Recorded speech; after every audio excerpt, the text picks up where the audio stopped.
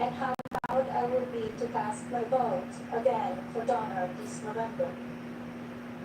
We must make sure that women are heard and that the American dream continues to thrive. Growing up as a young child in Slovenia, which was under communist rule at the time, I always heard about an amazing place called America, a land that stood for freedom and opportunity. As I grew older, it became my goal to move to the United States and follow my dream of working. My parents worked very hard to ensure our family could not only live and prosper in America, but also contribute to a mission that allows for people to arrive with a dream and make it reality. I want to take the moment to thank my mother and father for all they have done for our family. It is because of you that I'm standing here today.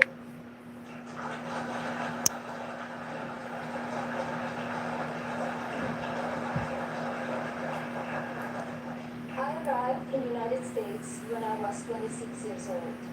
Living and working in the land of opportunity was a dream come true, but I wanted more. I wanted to be a citizen. After 10 years of paperwork and patience, I studied for the test in 2006 and became an American citizen.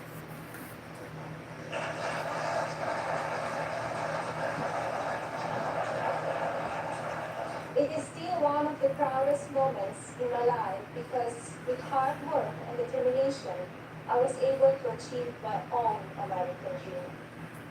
As an immigrant and a very independent woman, I understand what a privilege it is to live here and to enjoy the freedoms and opportunities that we have. As First Lady, I have been fortunate to see the American dream come true over and over again. I have met many inspiring women, children, parents, and families who have overcome life-changing issues that include addiction, homelessness, family members who are ill or have passed away, abuse of all kinds, and many other challenges that would make most people give up. The past 3.5 years have been unforgettable. There are no words to describe how honored, humbled, and fortunate I am to serve our nation as your First Lady. After many of the experiences I've had, I don't know if I can fully explain how many people I take home with me in my heart each day. From brave soldiers who give up so much so that we can be free, to children of all circumstances who I have met around the world. Thank you for inspiring me. It is my greatest honor to serve you. When I speak to members of the military, despite sacrificing time with their families, experience the fear of war or suffering loss, they have no regrets about serving our country. The same goes for your families and the families of first responders who often watch their loved ones walk out the door, not sure if or when they will come home. When I speak to families who have lost someone, the pain makes me cry. I hear their voices is something I think about often. So thank you to all who serve our country in the military and as first responders. And thank you to the families who wait for them. You are all heroes in your own right. I have also been moved by the many children and families I've spent time with at hospitals, schools, and other locations around the world. Children who are dealing with pain and illness that will make them the strongest adult. Parents who are grateful to wake up every day and see that their child is still alive.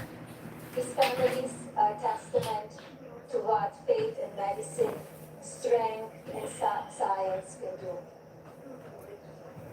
On my first international trip as First Lady, my husband and I visited places of great significance to the trip Islam, Christianity, and Judaism. One special memory from that trip is of a young boy I had privilege of visiting while at Bambino Gesù Hospital in Rome, Italy. While there, I read the little boy a story and learned that he and his family had been waiting for a heart for a very long time, and he had a grim prognosis. His situation brought my staff and me to tears, and we spoke of a little else as we flew to Belgium for the next part of our trip. Upon landing just a few hours later, we learned that a heart had been donated and would be going to the little one. I think about him often, along with so many amazing and strong young patients across our own country. More profound and sadly unavoidable examples of our country's strength and character have occurred in the communities that have been impacted by natural disasters. Hurricanes, tornadoes, and flooding may show the ugly side of Mother Nature, but in their aftermath, they can show us a beautiful side of humanity. My husband and I have visited many places that have been affected by natural disaster, and we are deeply moved by the strength of the people who have lost everything and the kindness of neighbors and communities. The common thread in all of these challenging situations is the unwavering resolve to help one another. I recognize the stories I just told about people who survive extraordinary circumstances. But Donald and I are also inspired by the millions of Americans who wake up each day with a simple yet courageous goal of providing for their families and keeping them safe. You are the backbone of this country. You are the people who continue to make the United States of America what it is, and who have the incredible responsibility of preparing our future generations to leave everything even better than they found it. Just as you are fighting for your families, my husband, our family, and the people in this administration are here fighting for you. No matter the amount of negative or false media headlines or attacks from the other side, Donald Trump has not and will not lose focus on you. He loves this country, and he knows how to get things done. As you have learned over the past 5 years, he's not a traditional politician. He doesn't just speak words. He demands action, and he gets results. The future of our country has always been very important to him, and it is something that I have always admired. In fact, it is to help ensure a better future for our next generation that I launched BEBEST, my initiative to help children achieve their fullest potential. BEBEST has one simple goal: teaching youth about the importance of their well-being, both mentally and physically. This also includes understanding online safety and the dangers of opioid and drug abuse. Through BEBEST, my office and I have been able to highlight people, programs, and organizations that are doing extraordinary things in our country and around the world. I continue to believe that by shining a light on these positive examples, others across the country and globe will become inspired to do their part for our next generation. Helping children is not a political goal. It is our moral imperative. When I think back to a defining moment of BEBEST, my mind goes to a trip I took to Africa. On that vast and beautiful continent, I was able to visit the countries of Ghana, Malawi, Kenya, and Egypt. One of those visits, in particular, had a profound impact on me. Ghana, on the coast of West Africa, was the first stop on my trip, and I experienced firsthand its warm people and their traditions.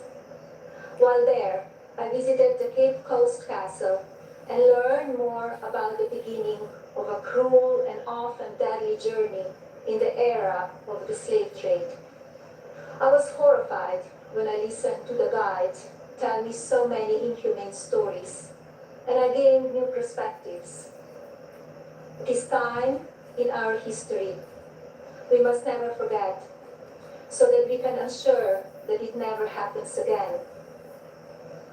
Like all of you, I have reflected on the racial unrest in our country.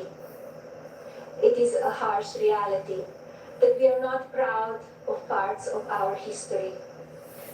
I encourage people to focus on our future while still learning from our past. We must remember that today we are all one community comprised of many races, religions, and ethnicities. Our diverse and storied history is what makes our country strong, and yet we still have so much to learn from one another. With that in mind, I like to call on the citizens of this country to take a moment, pause, and look at things from all perspectives. I urge people to come together in a civil manner so we can work and live up to our standard American ideals. I also ask people to stop the violence and looting being done in the name of justice, and never make assumptions based on the color of a person's skin. Instead of tearing things down, let's reflect on our mistakes, be proud of our evolution, and look to our way forward. Every day, let us remember that we are one nation under God, and we need to cherish one another. My husband's administration has worked to try and effect change when it comes to issues around race and religion in this country.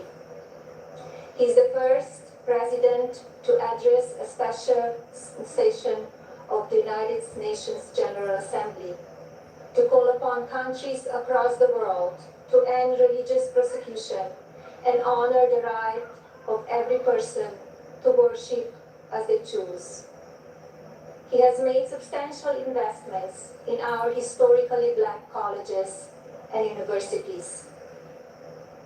This president also continues to fight for school choice, giving parents more options to help their children flourish. My husband knows how to make a real change.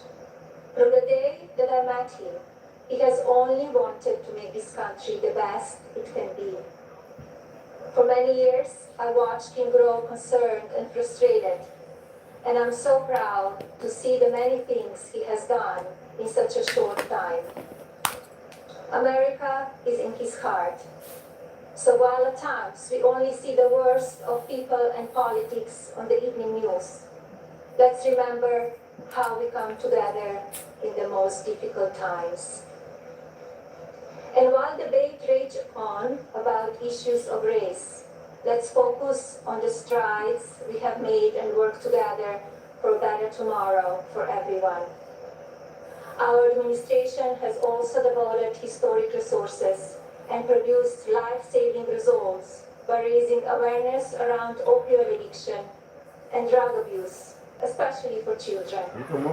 Though so often the headlines are filled with gossip, I want to take this moment to encourage the media to focus even more on the nation's drug crisis. This disease is one that affects everybody. It pays no attention to race, age, or socioeconomic status.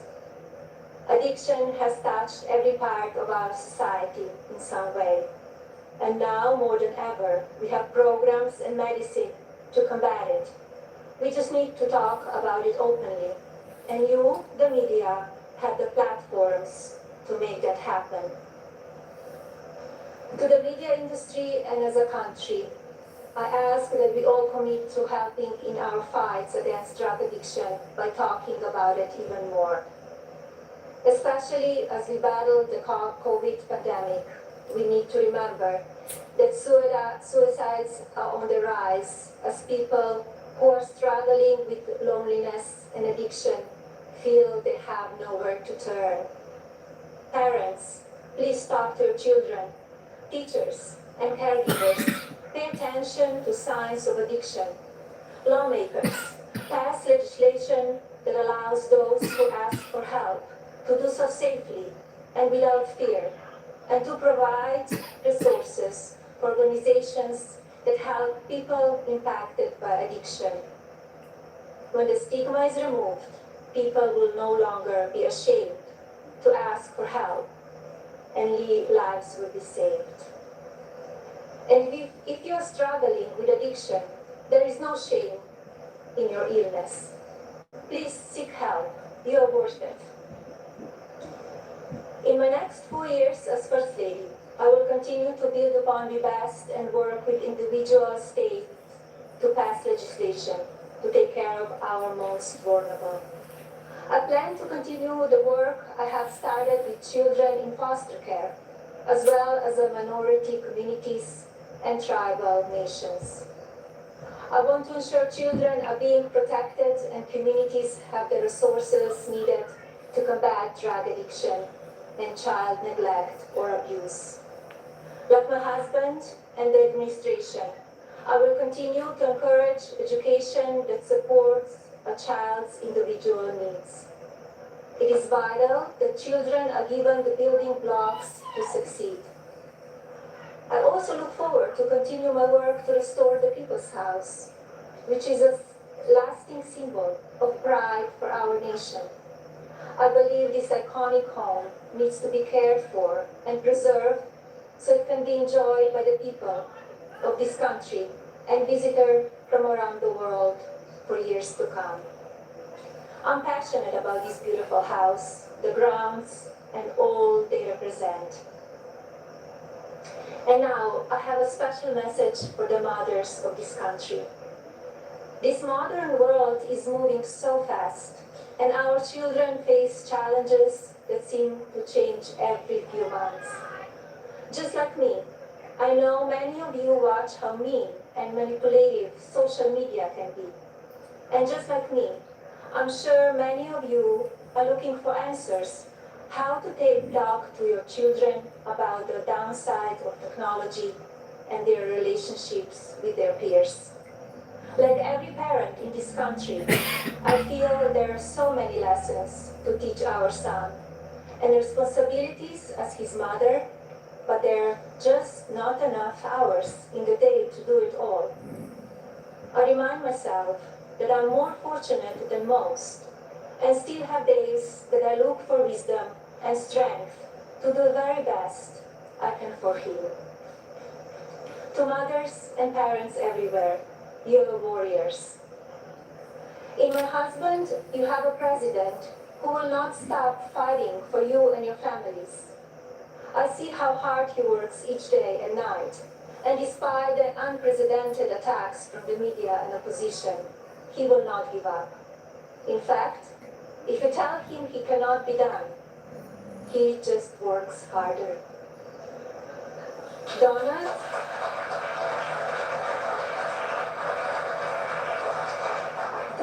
is a husband who supports me in all that I do.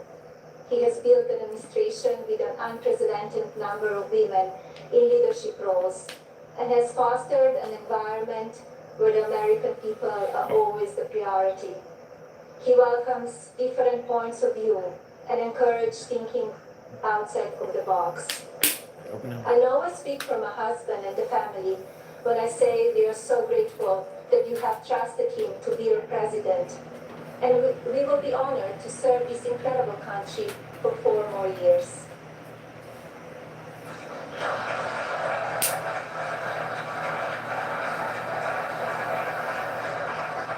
As you have heard this evening, I don't want to use this precious time attacking the other side, because as we saw last week, that kind of talk only serves to divide the country further.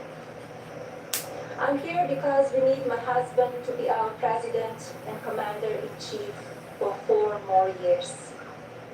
He's what is best for our country. We all know Donald Trump makes no secrets about how he feels about things. Total honesty is what we as citizens deserve from our president. Whether you like it or not, we always know what he's thinking. And that is because he's an authentic person who loves this country and its people and wants to continue to make it better.